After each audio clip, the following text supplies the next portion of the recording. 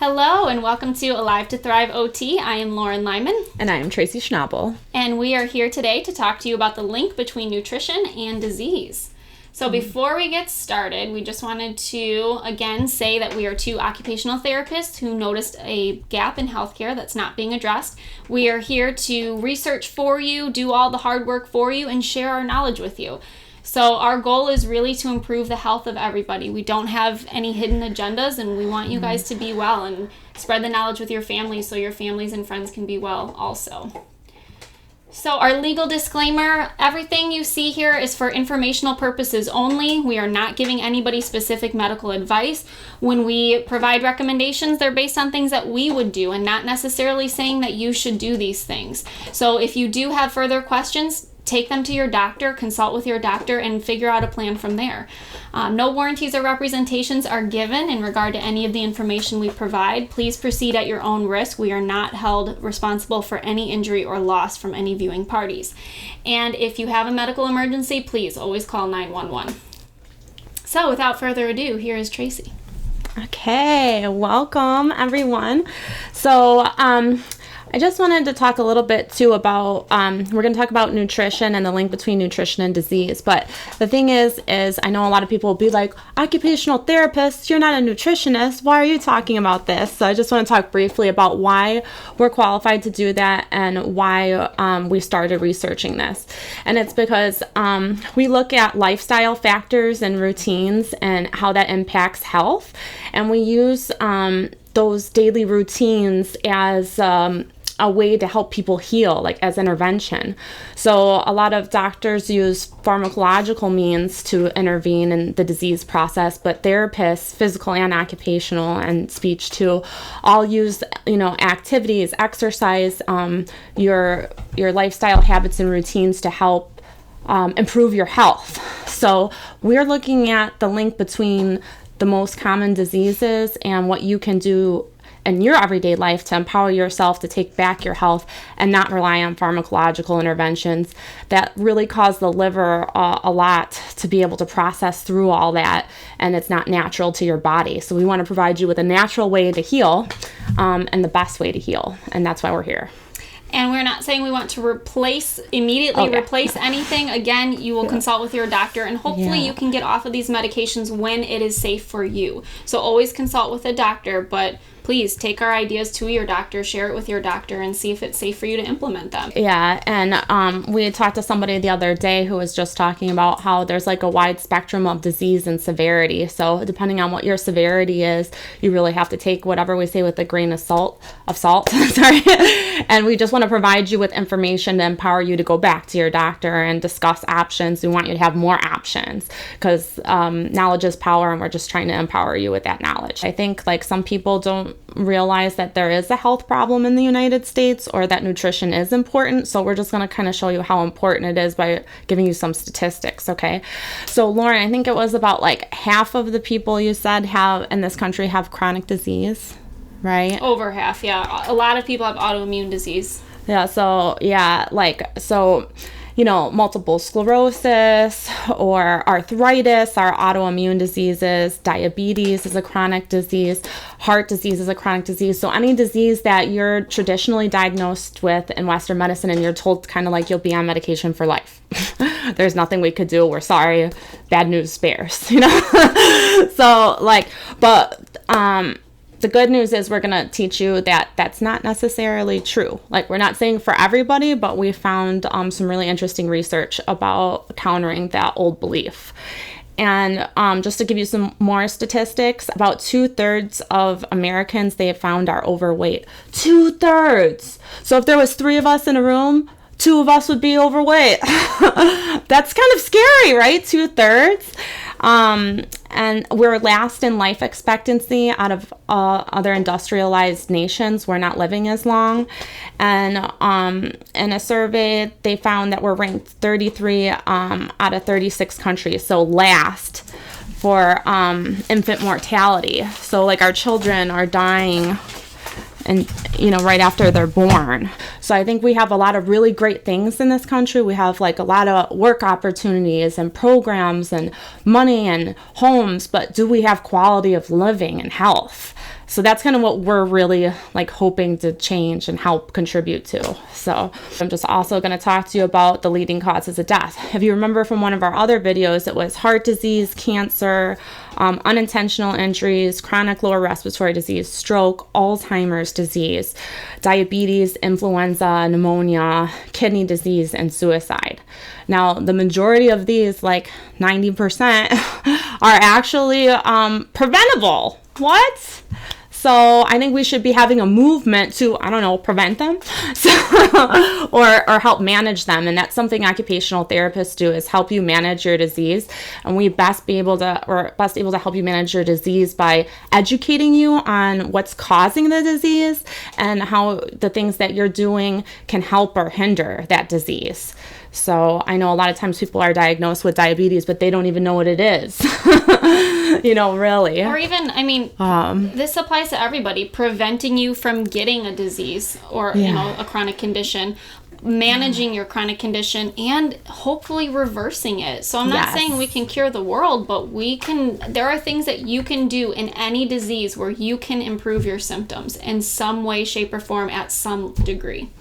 Yeah, which is really cool, right? Like, yeah, that's exciting. So we just want to share this with you.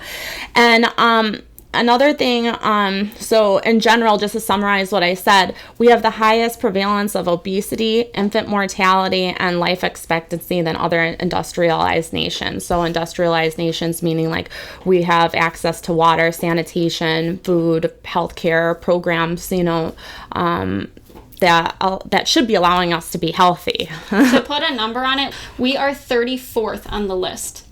34. So you think we have great health care here and we're all healthy, we're doing great. 34. That's very far down. Not to be cryptic, but I think really to make a change, people have to really understand that there's a problem in the first place. So that's why we're just starting off with that. So just pardon us for being a little bit negative Nancy's for a second. Sorry, Aunt Nancy. So, right now, the standard American diet, we should be getting 8 to 10 servings of vegetables a day. And then, Lauren, it's like double that if you have a chronic disease or you work out, you're an athlete, and you're really expending a lot of energy, right? So how much do you think Americans are getting? Well, it turns out the standard American diet is SAD, SAD, because the acronym for it, it's only 1.7 servings a day of fruit and vegetables. 1.7, so maybe one fruit and one vegetable. So we're not nearly getting enough nutrients to kind of fuel our tank. So we always give the analogy of the car, right? If you don't fill it with gas, it's not going to go, or it's going to have a breakdown. Same thing with the oil. Your engine's not going to function properly. Well, your body is like an engine, right? So you need those nutrients to keep you going and feeling powerful and be your best. And if we're not supplying that, or if we don't even know we need that, how scary is that? So we're letting you know for that reason. You need the quantity and you need it to be clean. Yeah. So we're going to talk about that. Okay, so we need, 8 to 10 servings of fruits and vegetables a day. Well, what's a serving? I'm wondering if most people even know what a serving is. So a serving is actually 1 cup of those vegetables or fruits, chopped up into a cup, like a measuring cup, that's what you need. And they also said it would be like, they said like half a cup for like cooked fruits and vegetables, but I think it's better to eat it raw, because when you cook it, you lose some of the nutrients. And it depends how you cook it. So baking things, frying obviously is not super healthy. No. But even when you submerge your vegetables in water, a lot of the nutrients escape in the water. So really the best way, if you're not going to eat fresh raw fruits and vegetables primarily, the best thing to do is steam them. Get yourself a steamer basket. The water goes underneath. The nutrients aren't soaking in the water and expelling that way. They kind of stay with the fruit. It's somewhere in the 90% that I forget the exact number, but 90% is pretty good, where other methods you're losing over half of your nutrients. So, even when you think, hey, I'm getting my 8 servings, if you're cooking it in the oven or you're boiling or whatever you're doing, you're really not. So there's a lot of tricks of the trade and things we haven't been told. So we're just going to go over this because I found it really interesting. And then I just also wanted to just mention in our introduction about Dr. Sebi. Check him out. It's really awesome. He was a doctor that also believed in the power of nutrition to heal. And he said a society that keeps cures a secret so that they can continue to sell medication for huge profits is not a real society, but a mental asylum. Chew on that for a second. So we're trying to be positive here, but I'm just saying that like diabetes, I didn't learn that it was reversible to like a couple years ago when at a health fair a person who had diabetes told me they reversed it through diet and exercise, and I was like, what?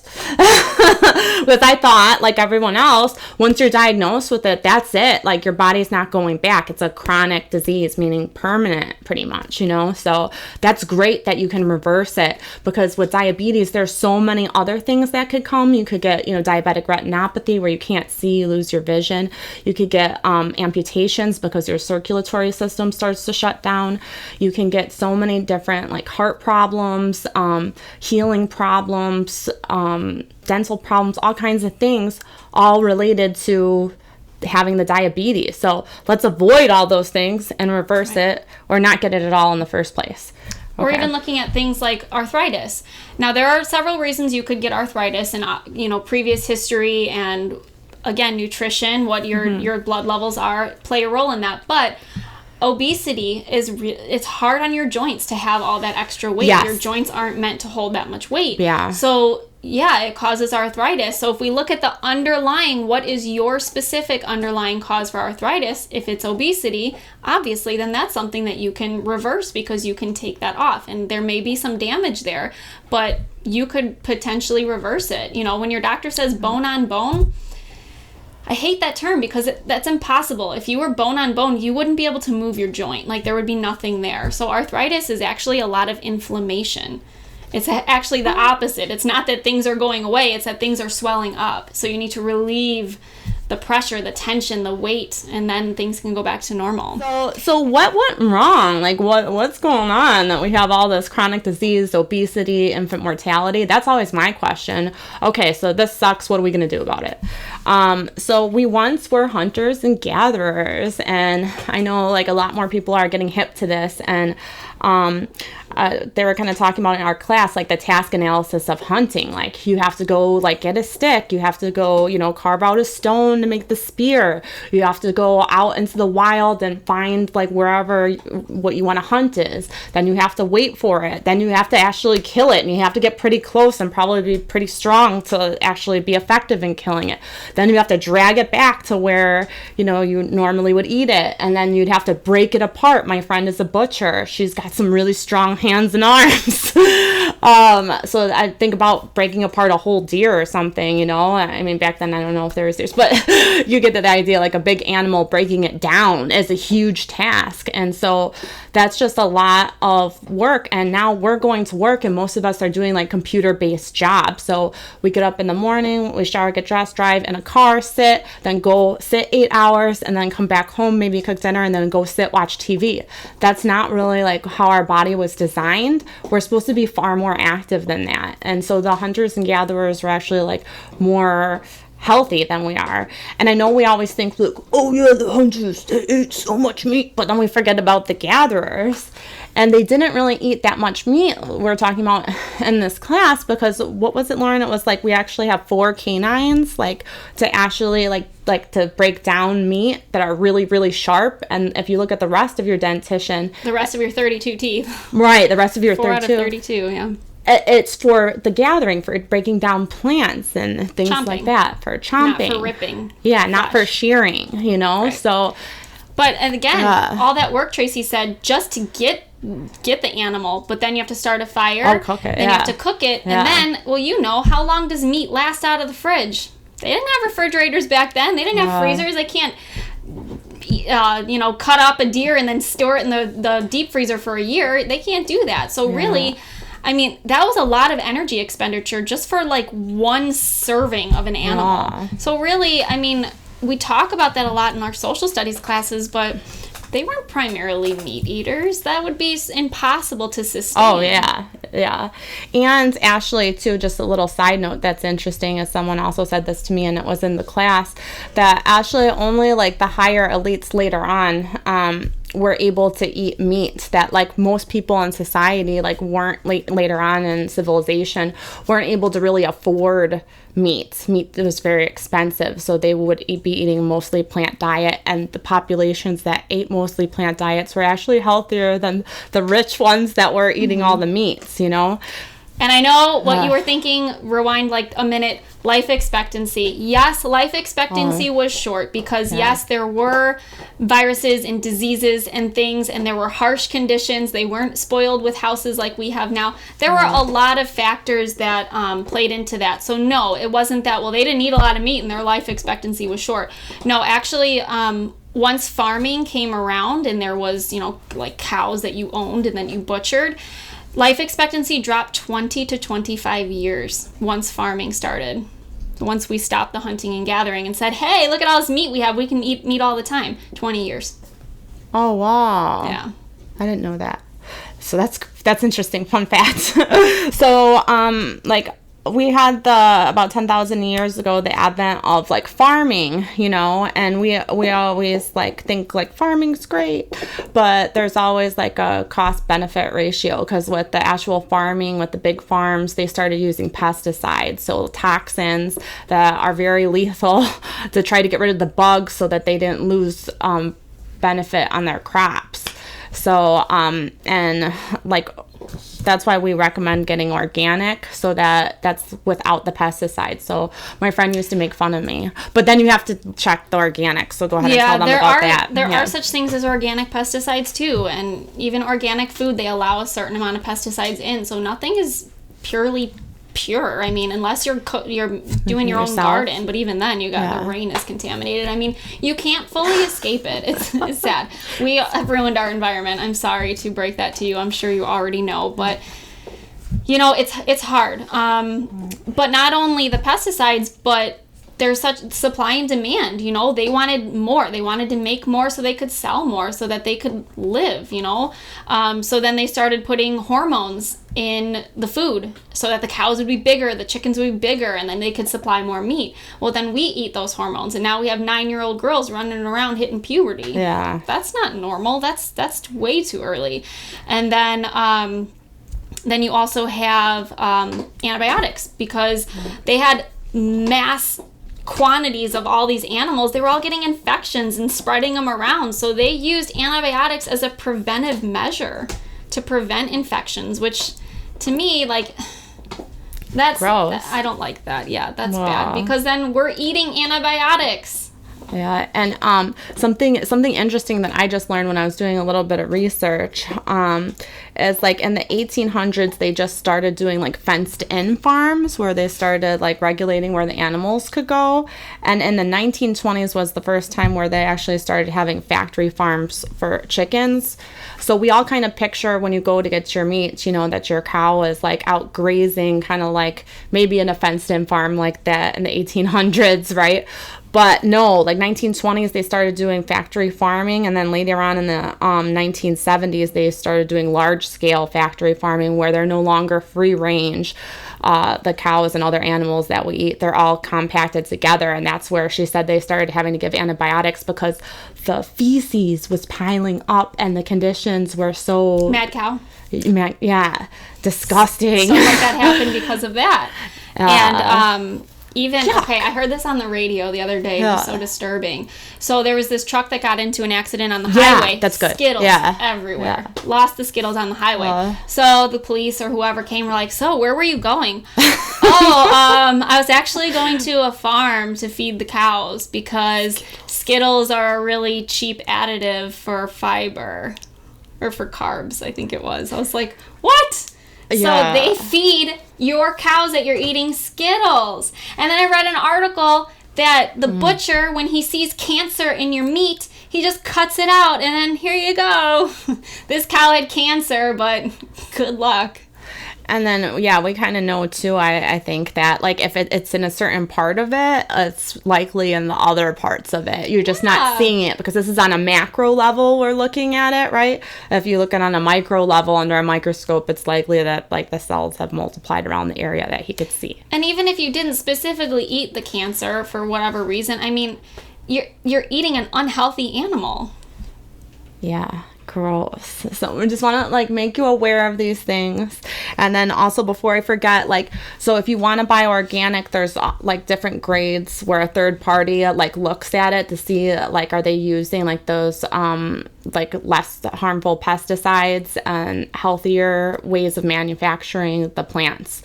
And that's they said GMP certified is the highest, then NSF, then NPA, then USP, which they have at Costco. So it's just good to like kind of inform yourself about having a third party evaluate the practices. And I know it's a lot, but then, you know, it's just worth it, you know, though, if you don't end up with a chronic autoimmune disease, right? Because you feel like yuck if you have like chronic fatigue.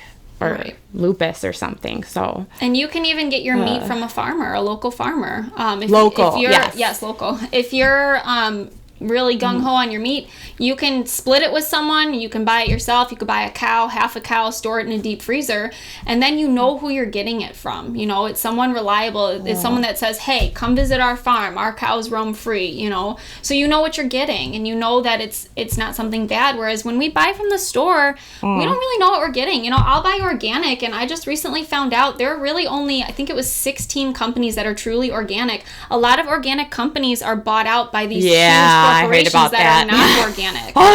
And when you are tested, when the organic companies are tested to make sure their ingredients are organic, they are tested in the beginning. So then later on, they can go and add stuff and not tell you.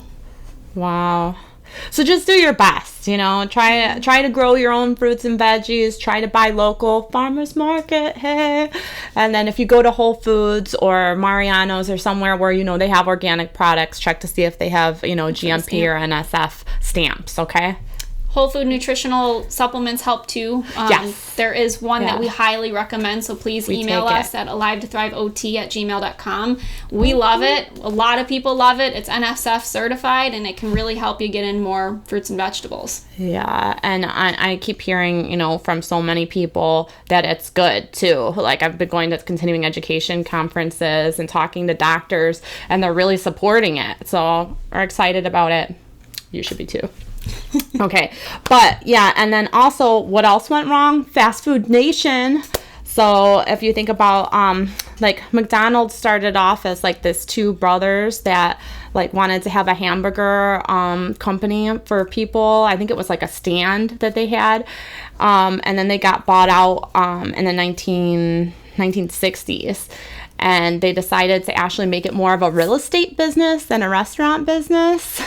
So what they did is they looked at it as real estate. So they packaged all like the, you know, the burgers and French fries and all the things they give to you, chicken nuggets, like somewhere else, and ship it to and lease out, you know, the McDonald's to all these other people. It's like you could buy a McDonald's and they would just ship you all these things. So nothing is freshly made anymore. Everything is shipped over. And like a lot of people, you know, eat it. Like, it's once in a while is okay, but just not every day, you know. I don't even know about that. Well, I don't even know, yeah. Yeah, that's true. Oh my gosh. There was a video going around several years ago. A person did, like a kid, did an experiment on a McDonald's burger and left it out for, I think it was like 2 years or something ridiculously long. Came back and it looked the exact same. For 2 years? It preserved itself for like 2 years. Yeah, it was disgusting. I mean, it looked good, but it's not good. Your food should perish. They're called perishables for a reason. They should perish. So yeah, your Whole Foods, like, well, your organic foods will perish faster because they don't have preservatives. But the preservatives keep them from breaking down. So if they're not breaking down outside of the body, are they breaking down inside of the body? And are they sticking to your arteries? So what happens with stroke and heart disease and like all those diseases that we were listing is that, you know, like your arteries become weak. So if you're having all these foods, like fatty foods and preservatives that are sticking, it's like a plumbing line. Think of all the plumbing lines in the house. You have that through your entire body. If your plumbing lines are being corroded with all this fat and preservatives and things that don't belong in your body, the blood is not going to be able to flow. And the blood is like the seed of life in your body. It helps when you have any abnormal cells, any organ problems, anything, it flows there and heals it. So if you don't have the blood circulation, you have sickness. So that's why your heart's your so blood important. carries everything. Well, oxygen for one. Right, that too. It carries oxygen for everything to work. But like if you get injured, it carries the white blood cells to the site of injury. If it can't get there because there's so much cloggage in your arteries, how are you going to heal?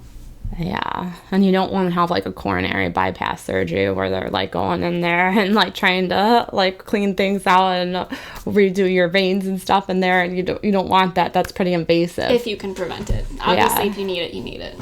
Yeah. So again, so what's he gonna do about it? Remember that in Dirty Dancing, where the one girl got pregnant and baby's like, so what's he gonna do about it? So this is what we're gonna do about it. Okay. Terrible reference. We are not advocating for abortion. Oh, no. I didn't mean that. I just mean we have a serious problem. So what are we going to do about it? So we do have a solution. So actually the American Heart Association, amazing recommendations. Like, go to their site, check. I was so surprised. Lauren told me about it, and I went on there, and I was on there for like 2 hours the other night because I was like, this is so good. So, like, it says, like, what you're supposed to have, like, if you forget what we said, because I know I've forgotten when people have told me, 8 to 10 servings a day of veggies. It tells you what you're supposed to have. It talks to you about the Mediterranean diet. So, the countries surrounding the Mediterranean Sea were the ones that were found to have like longevity. So they were living into their hundreds and still taking care of themselves. Not in nursing homes, not on 15 swear to you, when I was working, people were always on like 15 medications and they thought this was normal. One of our jobs was to go over like organizing your pills. My patients laughed at me. I can't fit my pills in that pill organizer. Are you kidding me? How can you remember all of that? It's a lot to keep track of. Drug interactions. A lot of times people are getting drug interactions because they're taking like 15 medications. I think one of my patients told me one time, like, you know, you're not supposed to have more than, somebody's wife was telling me, you're not supposed to have more than 10 medications. Like, that is actually like a standard. But like a lot of people were way over that. Part of that. So, yeah. So makes sense. It makes sense, right? Because like I said, some things interact with other things, and it can be difficult for you to remember, which makes it less likely that you'll be taking them correctly, which means that they won't be effective. Anyways, sorry, I could go on forever. But anyways, the Mediterranean diet. It's a really good diet. So they're eating a lot at the base of the pyramid for the Mediterranean diet. It's like a lot of like fruits and vegetables, okay? And just think of like a diversified Roy G. Biv. We were talking about like the, you know, all the colors of the rainbow. Eat the rainbow. Eat the rainbow. So like if you get a salad, a lot of nutritionists were telling me in the hospital, you should have at least one salad a day. If you have a salad, just throw a bunch of stuff in there, right? So think all the colors like onions, cabbage, yellow peppers, red peppers, carrots, all kinds of things, tomatoes, you know, spinach, cucumbers. Just try to get all the colors, throw them in there. And it makes the salad taste better. Actually, the spinach and the leafy greens are my least favorite part of my salad every day. So I automatically throw a bunch of stuff in there to make it taste better. Yeah, she made me a salad the other day. It was delicious. And no ranch dressing, no fat-free dressing, because when there's no fat, there's something there to replace the fat. That's important. Which is usually sugar. I see a lot of people do that. They're trying to be healthy. They eat fat-free. Or diet Coke. If I'm going to have a Coke, I'll drink diet because it's better for... If I'm going to have a Coke, I'm going to have a Coke. Diet, depending on what it is, you know, like aspartame, NutraSweet. NutraSweet eats holes in your brain. Yeah. It's artificial sugar. So really, if you want the sugar, go with your natural forms of sugar, your stevia, your honey, cinnamon. Use something natural to sweeten it up because nature's not here to hurt us. I mean, yes, there are poisonous berries and things like that, but things that aren't poisonous are good for you in nature. And that's what kind of like the paleo diet and the Mediterranean diet are based off of. Is going back to when we were hunters and gatherers and getting things straight from nature that haven't been so processed and haven't had like preservatives pumped into them. 80% of the food on our grocery shelves did not exist 20 years ago. 80%. Wow, yeah. And it's 2019. So 20 years ago was 2000. So when you hear people say, oh, we did it when we were younger, it was fine, it was fine. What we have in our food today is not what was in our food 2 decades ago. That's absolutely It's true. getting worse, guys. And there are certain things that they have been found to be detrimental in our food. And it took 7 years after finding out that it was harmful to take it out of our food and make it illegal. 7 years. Yeah. That's crazy. So that's our children, our moms, our dads, our friends, ourselves. So we really have to start caring. You know, I know it's hard to change habits, but I just think that we need to start thinking about the positives that can come from it, you know. And reframe your mind. Food is medicine. You're feeding your body nutrition because your body needs that nutrition to make everything else work. And we have a great presentation on the gut that happened a couple weeks ago. So good. Check that out. You know, why the gut should get all the glory, because food and your gut determine your health. So this is important. Treat food as medicine. Wow. I'm not saying never have sugar. I mean, I think that's pretty impossible, even for the healthiest people, to just completely avoid it. But if you can have an alternative, like, okay, if you have coffee with cream and sugar, maybe use almond milk instead of your cream, or some kind of organic cream, or instead of, you know, processed sugar, Splenda, Equal, whatever, use stevia. There are simple changes that you can make every day that will have a big impact. They add up. If you have one coffee every day with 2 sugar packets, that's a lot. Or yogurt, your yogurt. There's like 20 grams of sugar in yogurt. And we just learned that 4 grams of sugar is equivalent to a teaspoon. Oh, so yeah. if you have 20 grams of sugar, that's 5 teaspoons of sugar in your yogurt. So you think your flavored yogurt is healthy? Check and see what kind of sugar they're using. Oikos 000 uses, I think, stevia. So it's like natural sugar. So it's better for you. And then how much sugar are we supposed to have a day? I forgot. Like, I had it written down somewhere. But I know there's like, I think it's like 2 teaspoons about. And Coke, like a bottle of Coke, it's like 9 teaspoons or something. It's like a quarter of, way more than you should maybe have. a quarter or more of the entire bottle. So if you took out and actually did it, you would be like, ew, this is disgusting, and saw it in an empty bottle before they poured in the rest of the product. So just think about that. So, like, also be mindful that there are 61 different names for sugar. They're not going to come out and that's true too. They make up these big fancy words because they think that they're going to like pull a fast one on you, which, I mean, they would on me, because how am I going to memorize 61 words? I can't do that not easily. And we're like into this stuff for fun. So and so they also said on the American Heart Association's website is to read labels. So look at your serving size. So you have to multiply the calories by the serving. So like maybe one serving size is like 5 chips or something like that. If you're eating 15, you have to times 15 by the calories for one serving size, which is 5. They try to get you. They're trying to trick you. One candy bar. You buy like a candy bar, a king size candy bar, and it's like 2 servings. I mean, some people have self-control and can split that up, but a lot of people just eat the whole thing and think, oh, okay, this is 1 serving. Or they'll do really weird things where they'll make, like, obviously a big bag of popcorn is going to be several servings, but where they'll make small things and break it up into a certain amount of servings because they want the nutritional facts to look better.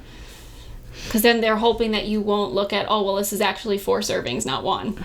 And this is what we're talking about, like a sick society, right? Because it's like intentional, you know? And we were talking another day about like cigarettes, how they got in trouble, the like Philip Morris and things like that, because they were marketing to young kids. So that was an example given during our lecture.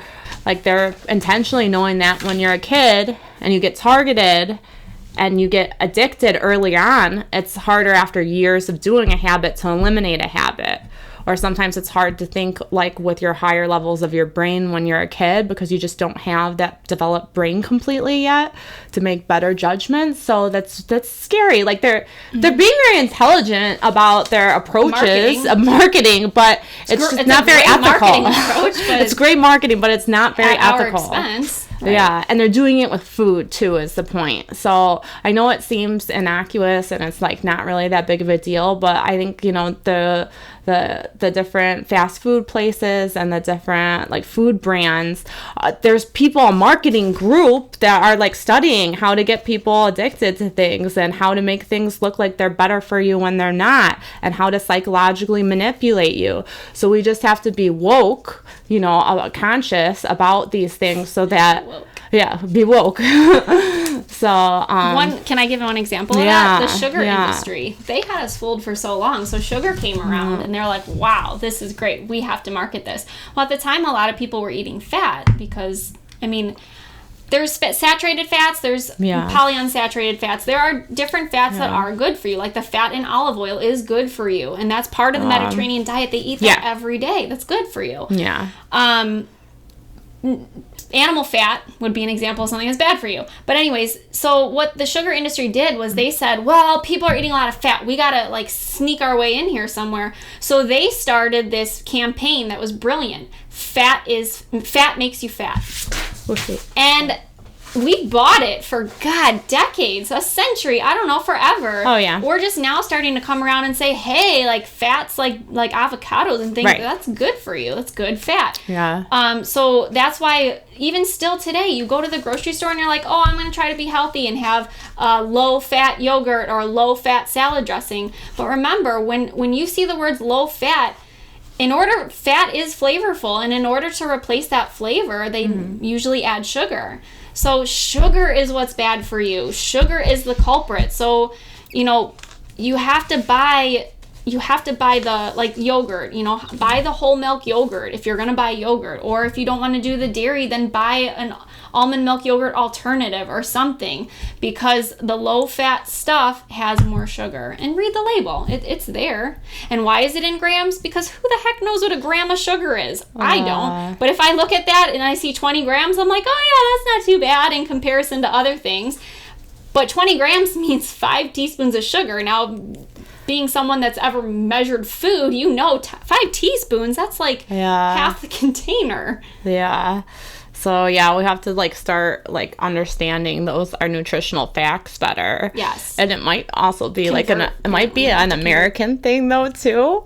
Because, like, when I went abroad, like, we're measuring things in, like, kilograms and things like that. And our systems, our metrics are just kind of off. So they might have been around a table literally, like, they don't know this. The standard of measurement. I just looked at an article this morning, actually, that compared... I don't know, though. Like Cool Ranch Doritos. This is the ingredients on America's shelves, and this is the ingredients in the UK. And they compare them side by side, and all of our stuff is loaded with these harmful ingredients that other countries don't have in their food. So, even if you're saying like, oh, so-and-so lives here and they eat processed food and they're doing okay, it's different. For whatever reason, we try to pull a fast one on everyone. We try to put these ingredients in here and pretend that they're safe when they're not. And when we know that there's harmful ingredients, something sneaky they'll do is say flavoring or natural flavoring. Yeah. Natural does not mean safe, okay? It doesn't. So anytime you see flavoring on a label, I'd be more worried than if you saw a list of a whole bunch of scary stuff, because you have no idea what that means. We used flavoring in our Cool Ranch Doritos, and the UK used, I forget, some kind of a spice that's found in nature. They use that. And it's for the coloring. This is what bothers me. I get we want food to look appealing, but, why do we have to put coloring? Why are we risking health to make our food look prettier? To me, as long as it tastes good, But we have powers as consumers to demand things, and the manufacturers have to follow what we do. So if we become more conscious about not having dyes in our foods, not having artificial sweeteners, not having very harmful pesticides put on the crops, if we demand that, they will start catering to that. That's why there's starting to be a lot more natural product stores. Not as much as there should be, but it's because of all these documentaries and people starting to be invested and people getting sick and looking for alternative ways to help themselves. So we do have power. We don't want to feel disempowered and sad about this. Just realize you have power. Understand. You need to understand. And knowledge is power. Yeah. So we're not trying to like make you feel bad about all this stuff. I mean, we ate all that stuff too, and I still do sometimes. I try not to. I let myself sometimes because I like go like crazy if I do something like 100%. I've learned that. Like if you try to be perfect, humans are like naturally imperfect, and I feel like then you just like go on binges and you're like, ah. So it's good to have a cheat day. You eat healthy for like 2 weeks and then you spend a month eating unhealthy because you starved yourself of what you craved, basically. Yeah. Some of the other things too is they said like, you know, to pay attention to like certain nutrients on the food label. So look at bad nutrients and good nutrients. So look, bad nutrients like sugar, salt, trans fat, you want to limit those. So don't buy things that have a lot of those. And then you want to make sure you're getting enough of the other nutrients. So look at the nutrients for like what you can get from it. So you should be looking at magnesium, potassium, vitamin A, C, D, and E. You want to get that from things. Just a side note though, processed food like this box of cereal. Wow, look at this. There's so many vitamins in there, right? Oh yeah. And then you go into the freezer aisle and grab a bag of, you know, frozen peas or whatever, and there's only 4 things listed. And it's like, there's got to be better stuff in here. So it makes it look like the cereal is healthier. It's not healthier. Yeah. So the FDA requires 4 ingredients or 4 vitamins that we're typically deficient in. They require that to be on every label. But companies who want to look healthy, who may not necessarily be healthy, they advertise. They're going to go above and beyond because they want to convince you that this is good for you. Look at this. There's so much vitamin C in here. There's so much vitamin D in here. One, how much of that is synthetic and bio-unavailable, things that you can't absorb and you're just going to pee out. Yeah, and 2, that's true. What are they trying to hide? Point. Because this bag of peas isn't advertising anything, because we know it's good for us because it came from the ground. So be mindful of that when you're looking at vitamins. You know what? I don't even focus as much on the vitamins because, if you're choosing between this cereal and most of their ingredients are pretty healthy or good or whatever, it's organic, maybe you want to take a look at the vitamins. But to me, it's more the absence of toxins that's important. So you have to if you're eating processed food. Yeah, and then like I think Lauren told me like flash frozen is good too if you're gonna buy like frozen peas or things like that. That retains more of the nutrients in it. So I didn't know that like a couple of years ago. So that's good to know too. When you cook produce, it loses some of its nutritional value. And it's kind of interesting because when you buy frozen produce, some people say frozen is actually fresher than fresh because think about it. They pick it when it's ripe and they freeze it right away and then it comes to you. That's fine. Well, in another one of our presentations, we talked about how if your food is not picked when it's ripe, like if it has to get on a truck, drive 2 days and then come to you and then sit on the shelf for a couple days and then you buy it. Geez. Well, if they picked it when it was ripe, it would be spoiled by then. So they pick it before it's ripe when it doesn't have all of its nutrients yet. So frozen foods actually, I think it's pretty good for you. Wow, which is surprising. That was and surprising to me. I never bought frozen.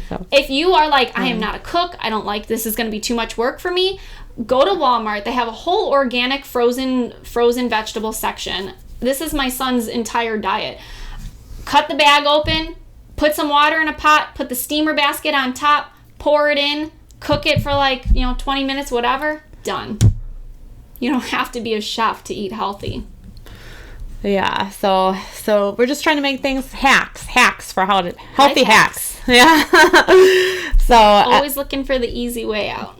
And they were also saying when you're looking at the percentage of daily value, if you want like less of the bad nutrients, like you don't want a lot of salt, like your doctor said, oh man, your blood pressure is getting high, I want you to limit your salts and things, look for less than 5% of your daily value and whatever you're buying of that salt.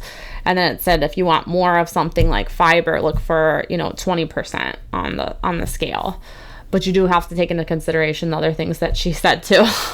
So sorry, not to be overwhelming. You're not going to get all of this, but maybe you'll get a few good things, like try to get organic, try to, maybe grow your own food. Flash frozen is good if you don't want to do any of that. And if you're really like, hey, I've got 2 jobs, 3 kids, and a husband, and he doesn't want to help very much, then do ask us about our whole food nutrition product that could help you get those 8 to 10 servings of vegetables in a day, and also your children possibly. And buy yourself a steamer pot. Yeah, so that's easy, right? I'm not asking too much. I don't think so. I'm trying to make it easy. And then I just wanted to kind of go into some things too, because we don't really know, with the food pyramid and things, they talk about carbs, and doctors talk to you about carbs. But I was like, wait, how much carbs are you supposed to get a day? And I read that it's around 225 to 325 grams. And then it's like, well, we don't measure in grams really here in the States. So I found out one potato is 213 grams. So if you have one potato, you've had pretty much all of your carbs for the day. So you really shouldn't be having a whole lot of carbs, and you shouldn't be having I have a friend that doesn't eat very much carbs at all, almost completely took it out. He lost a lot of weight, but we were talking to the pharmacist the other day, and he was saying it's not really good just to cut it all the way out of your diet. That's not what the Mediterranean diet did. Just make sure that you're getting the appropriate amount, and more complex carbs than simple. Simple carbs are things that digest into sugar very quickly. Yeah. So candy bar. Candy bars have carbs. Mm-hmm. Skittles have carbs. Those cows That's what I was need thinking. carbs. I'm like, are the Skittles you're eating? So they gave the cows Skittles. Eating. Those are bad carbs. Wow. Good carbs are complex carbs that you're going to get from your beans and your quinoa and things like that. Yeah, and then protein, everybody's like, we gotta have protein, I need protein, and a lot of people make fun of vegetarians because they're like, oh, you're not getting enough protein, but they don't realize you can get protein from plants. Where do you think animals get their protein? Do you think they just make it out of thin air? They get their protein from the food that they eat, and they eat plants. Yeah. It's all got to come from somewhere. Where do fish get their omegas? Yeah. From algae. You can bypass the animal and go straight to the plant and get what you need. Yeah. So it was interesting. They said 0.8 grams of protein per kilogram of weight. So I'm 135 pounds. I converted that to grams, which is 61.2, multiplied that by 0.8 grams, and it was about 48.8 grams. Dr. Oz was also saying the other day, you can take about 25 grams per meal, which is a little bit more because mine was around 50, so that would be at 75. But he said if you divided it morning, lunch and dinner, 25, 25, 25. So just got a little bit of protein each one. That would also be sufficient. And it doesn't have to be a big hunk of steak, okay? Because you can check labels and check into which vegetables and things have protein. You can Google it. Yeah. And which plants are the highest in protein. And you don't even have to click anything. It just pops up with pictures on the top of the screen. It's very easy. Yeah. Another way to look at a serving size for meat, don't go bigger than your hand. Yeah, that's perfect. The palm of your hand, not your entire hand. Just the palm. Yeah, that's easier to explain. I have big hands. I'm not going to show I used to go to a steakhouse, and they would literally give us a whole chopping, a cutting board, a big cutting board, a huge thing of all steak, and that was your meal. And I would eat it all because I love steak. Don't do that. So, but yeah, so the doctor was saying legumes, eggs, yogurt, edamame, they all have protein, salmon protein. It's not just the big hunk of steak. So the thing that I think, or that I have found is overwhelming about diet change, because we're so ingrained into this Western world diet, American diet. Yeah. It's confusing it's hard to try to find all these things, first of all, because they're not as common, right? So if you go to your markets, your farmers markets, go to those Spanish grocery stores and those ethnic places, because people in other countries tend to eat healthier than we do. So maybe avoid some of the American stuff, and Walmart is doing a great job of adding more organic stuff and mixing it up a little bit more, but still I'm not getting that variety that I need to be healthy. So not a fan of Walmart, just remember, look into it maybe once a week. Say, okay, I'm eating, let's say I'm eating these Jimmy Dean sausage egg muffin thingies for breakfast every day. This week I want to find an alternative.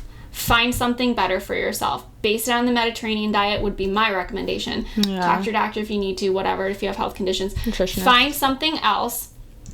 And then, okay, now you have breakfast taken care of.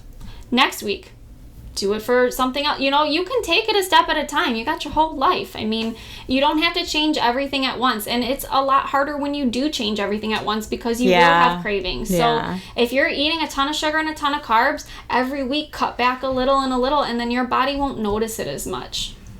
Yeah, so just try to eat maybe like a little bit more servings of fruits and vegetables. Maybe try to drink a little bit more water a day. Just have like achievable goals. And remember, fiber clears, undigestible fiber clears your colon. So when you're juicing, I'm not saying juicing is bad, just be careful because if you juice too much, you're not getting that insoluble fiber. The insoluble fiber is what you need to sweep out that extra gunk in your colon. Yeah. And if you get buildup in your colon, that's when cancer thrives. So you want to clean that out. So get your insoluble fiber. Fruits and vegetables are a great way to detox. Lots of water is a great way to detox. Yeah. Half of your body weight in ounces, and then you should probably add a cup to that even. That's bare minimum, half of your body weight in ounces of water a day. Oh, that's cool. So I forgot what that was. Yeah. Yeah, so if someone weighs, 140 pounds, divide it by 2, that's 70. You should get 70 ounces of water a day. Then you can convert it to cups or however you drink your water. Oh, cool. Very easy. So you're welcome. But so just to conclude, like how nutrition is linked to disease.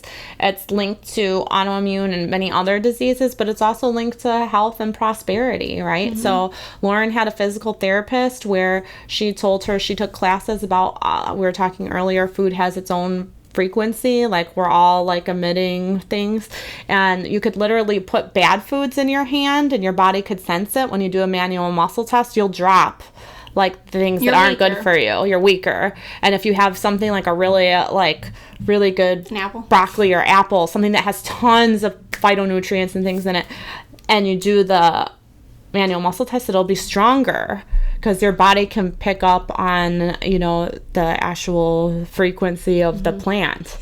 If you want to learn more about that, we have a presentation called Humans as Electrical Beings. Check it out. If you want to learn more about specifically how nutrients in the gut affect your health, check out our presentation called Why the Gut Should Get All the Glory. This is like building. In addition. We're building up here. So if you miss those, you feel like you're missing some information. Like, what did you just say? Go check out those videos in our playlist. And please subscribe to our channel so you can stay up to date. Videos are like once or twice a week. There's usually one big video a week, maybe another small one. So, just have it on in the background when you're getting ready for work in the morning or something, when you're driving to work, whatever. Again, do a little bit every week so you don't fall behind. Yeah, that's another thing you could do to help your health. Listen to our station. That could be one change. There you go. So just to conclude, we just want to raise your consciousness so you can raise your health. And don't be taken advantage of, and think of yourself as a health warrior. So thank you for listening, and we hope to see you again soon. Yeah, so please like our video, share our video with your friends, share it on your Facebook, share it in your emails, subscribe to our channel, please, and visit us at www.facebook.com/Lauren and Tracy. All right, so we are wishing you physical, emotional, spiritual, psychological well-being. Take care, everybody. See you next time.